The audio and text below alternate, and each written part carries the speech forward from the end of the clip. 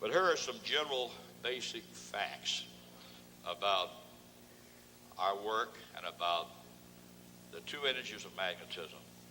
And I repeat, they are the two controlling energies of every one of us, of animal systems, and no telling what. Now, we know that to be a fact, 100%. And they can break it down, and they can do all kinds of things with all kinds of energies, and all energies, in a sense, are important. But these two magnetic energies are the two controlling energies of our life, whether we like it or not. And they may be, of course, you can't check everything. They may be the two controlling energies of all matter. Everything we check an application on, they're there. I'm jumping ahead on something, but if you can't detect them, it's because you don't have the correct instrumentation to detect them. They're there. In the center of a bar magnet, there's no measurable magnetism. Yet the center of that bar magnet is so strong, it will change one magnetism to another. But that center of that bar magnet is more powerful, more strong, and more magnetic energy than you can measure either on the south or north pole of a magnet. South pole magnetism gives strength, vitality, growth to living systems, including bacteria and microbes. Now, of course, you do not want to use south pole on yourself, as it will increase your bacteria, incur or hasten cancer and other serious problems, even scramble your brain, and will cause death. It is my personal opinion. I have some facts to back it up, but it's an opinion that when we die a natural death, it is because we have been killed in our system of south pole magnetism.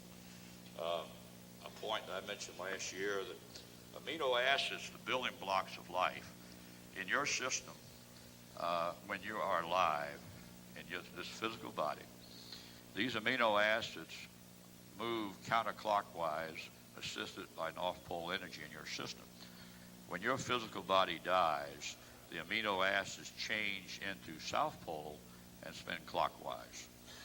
Interesting point. South pole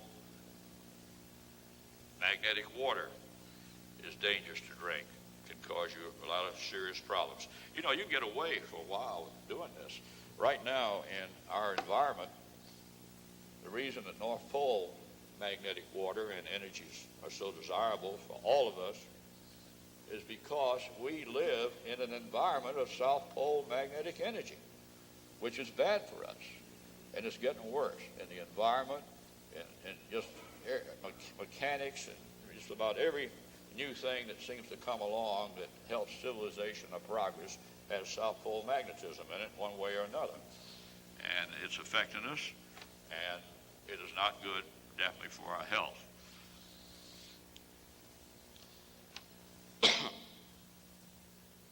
If any one of you could count, now South Pole magnetism will increase bacteria in you. If any one of you could count the number of bacteria in your body, it would be a total aggregate amount of all the population that ever existed on the face of this earth.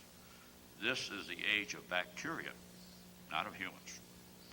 So we have to be extremely careful about how we take care of ourselves.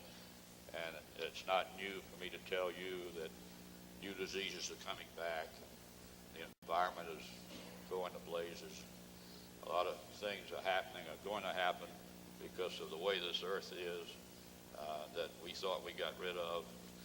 TB and maybe the plague. I've read a report where they're concerned about the plague coming back, things of that nature. You don't kill these viruses. You just make them shut up for a while.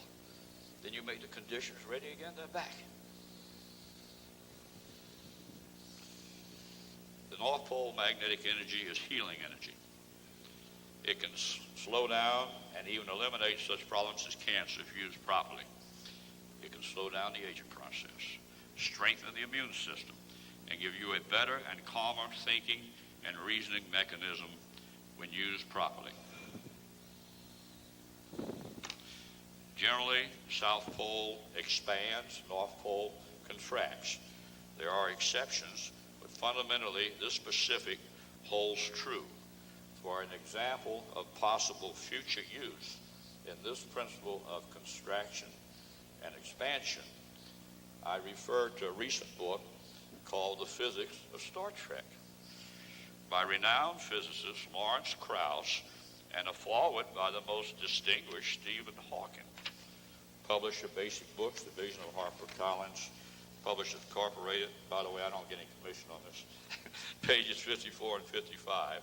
For space travel, quote, "The idea is not to use any sort of rocket at all for propulsion, but instead to use space-time itself by warping it," unquote. The idea is straightforward. If space-time can locally be warped so that it expands behind a starship and contracts in front of it, then the craft will be propelled along with the space it is in and never locally travel faster than the speed of light. You know, there's a lot of difficulty in high-minded physics about nothing travels faster than the speed of light. I'll have a little something more to say, but this is a way you don't have to do that, see. Because the light will be carried along with the expanding wave of space. Now, unquote.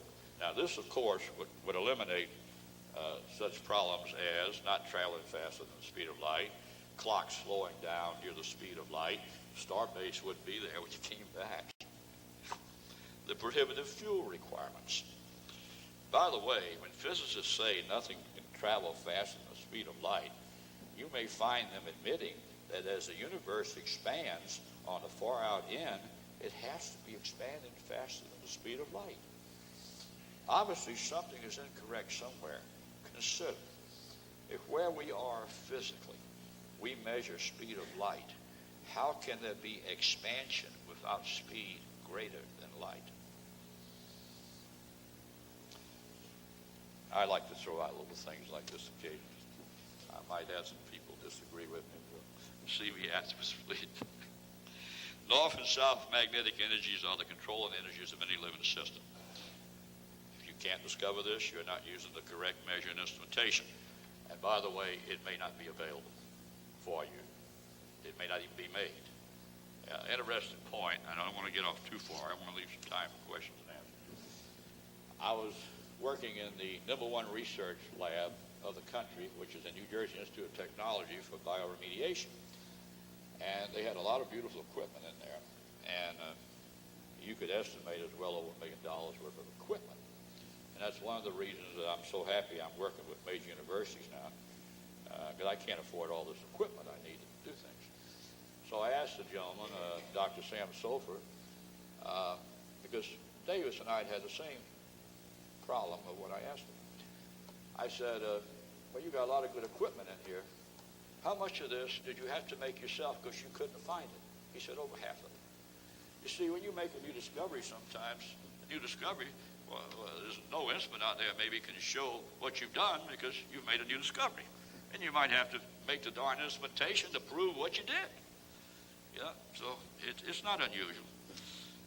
Universities that make discoveries, scientists quite often have to make instrumentation to determine what it is. Oh, they know in their mind what they did, or from different experiments, but to prove scientifically what it is they've done. Any application, bioremedial, biomedical, water, soil, fuels, others. Since the two magnetic energies are the controlling energies in nature, if you don't consider them in the application you're doing, you will make mistakes in your analysis as well as not develop the full potential of your project.